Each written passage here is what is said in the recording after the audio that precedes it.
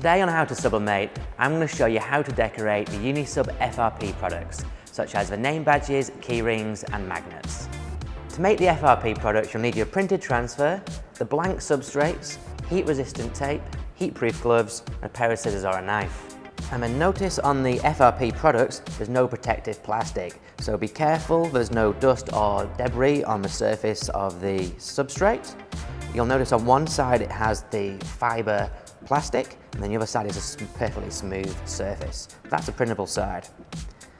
Now if you are mass producing these, you could lay them all out and tape them down in one go, but for the purpose of this video, we're just going to make one. So I'm going to take my knife and I'm going to trim the paper down.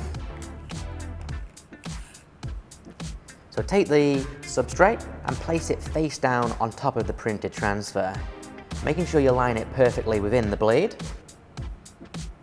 And then using the heat-resistant tape, what we're going to do is secure this in position. Now the way I like to do it is just to apply one piece of tape down one side, making sure it's nice and tight. That's going to make it a whole lot easier when we remove it from the heat press. Using Teflon on the base of the heat press, place the blank product and printed transfer so the printed transfer is on top. Close the heat press and press with the recommended time, temperature and pressure.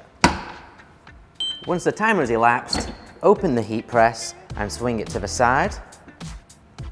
And taking the paper, lift it up and allowing it to cool down. Now be careful when you handle the plastic because it can be soft when it's hot. Once the product has cooled down, if it's a keychain you can attach the ring, and if it's a name badge you can attach the pin or the magnet.